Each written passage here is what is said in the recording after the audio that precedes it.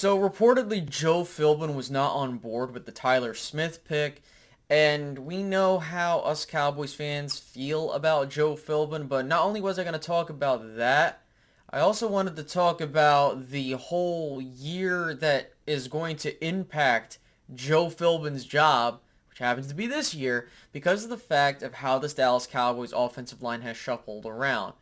I understand that there is still some people that like what he's done with Terrence Steele, but he's on thin ice for me, and I'm going to explain why in today's video. Now, before we get started, if you can like this video, it doesn't take too long to do whatsoever, and it's greatly appreciated as it helps the video perform better in YouTube's algorithm, so thank you for that. Subscribe if you're new to receive more Dallas Cowboys content from me. We are trying to hit 10,000 subscribers on this channel, and over 65% of you guys watching are not subscribed, so please hit that big red button and hit that notification bell as well.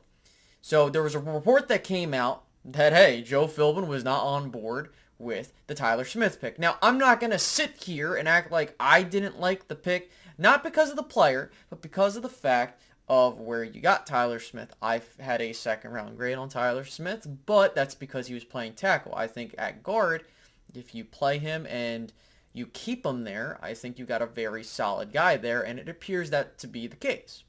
The problem is that you have your offensive line coach going out there and saying, or reportedly saying, according to Brian Broaddus, who I trust, he wasn't on board with the pick. Now, some people might say that this is meaningless. Like, Space, why are you making such a big deal about it? Well, it's one thing when you have, everybody on board that likes a pick and everybody on board that doesn't like a pick. But when you take a player and the front office likes the player, but the particular position coach maybe might not like the player, that's a problem. Now, we'll see how things go with Tyler Smith, but according to the training camp footage, we'll see how the preseason goes. He's looking really, really, really, really good. So my biggest issue is that you now are hearing how Connor McGovern has been really liked, not only from Joe Philbin, but the Cowboys, and apparently he's been getting snaps at center, which I was told, and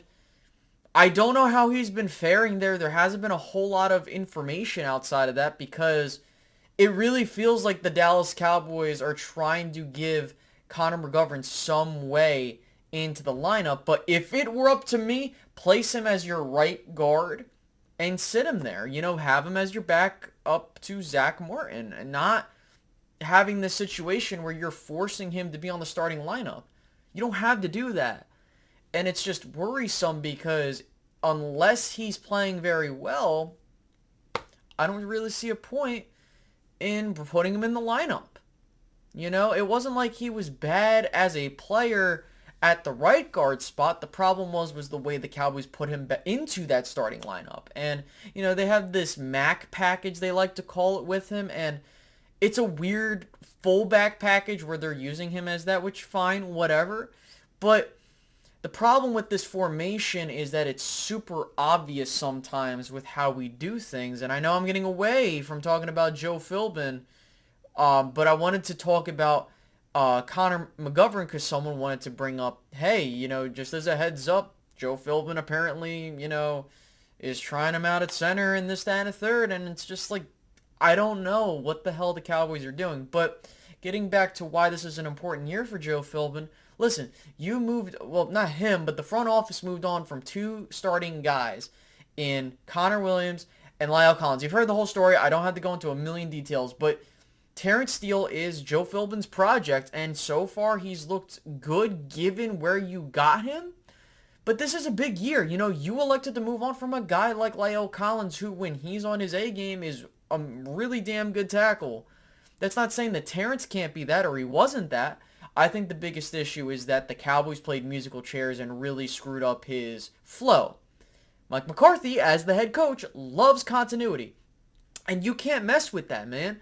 That is something that if you even try to mess with, you can F up your entire season that way because your offense gets out of whack, which we saw last year for a little bit before it kind of started to flip the switch, but I digress.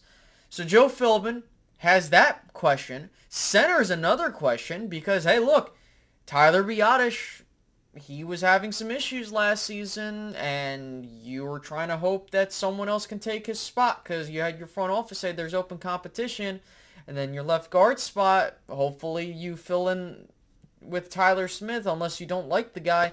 That's the problem I have, is that he has to make sure that these three positions on the starting part of the offensive line are set, but also what happens behind him with Matt Waletzko's injury. That doesn't help his case. So we're going to be taking a look at these tackles. What do you got? If you don't have anything, oh, the Cowboys are so screwed. Because once Tyron Smith gets injured, not if, but when, we're looking at a problem to where your quarterback could be in danger. And I know a lot of people were talking about this during the training camp, was that Terrence Steele is struggling. Your offensive line has been struggling. But again, it is practice, so I'm not hitting the panic button there. However, if we go to the preseason and we see our offensive linemen, especially the starters, are struggling, yeah, like we need to seriously have a conversation, because Joe Philbin's job is to have this offensive line ready. And if he's not doing that, he's got to get canned. I firmly believe that this is his final year here. In my opinion, it should be. Because, look, the first year, couldn't really evaluate him, so you kind of had this alternating offensive line. Because, look, 2020 was a very injury-riddled year for the Cowboys, but Terrence Steele was one of those guys where you saw improvement, but he started off really bad. And then you go into 2021, the offensive line plays very damn well for the first set of games, but then they elected to move things around. Now, is that on Philbin? Maybe. Is that on McCarthy? Maybe. Like, I'm not trying to point the blame at individuals, but as a position coach, your job is to make sure that position is set and ready to go, especially with the offensive line being one of the most important positions this year. Keeping your quarterback upright is going to be the key for a successful season. I know we've talked about it in, other videos, but I have to mention it here again. So, if I'm the Dallas Cowboys, you must consider looking at moving on from Joe Philbin if things don't result in something this year. Like, if the offensive line regresses again, are they setting them up for failure? I'm not trying to create excuses, but that's a legitimate, hey, look, you got rid of some of the guys that I would work with, specifically Lyle, and, the coaching staff didn't like Lyle because of work ethic. So, you got to make this thing work. If you don't, you're in trouble. So, what do you guys feel about this? Put that down in the comment section below. We'll see how things go there. Now, if you have reached the end of this video, thank you so much for that. You're a real MVP. Make sure to leave a like, subscribe, and hit the notification bell on the way out. If you missed the last video, wait until the last couple seconds of the video, and you'll see the little link to go to the last video. So, I will catch you guys in the next one. Have a good one, guys. Goodbye.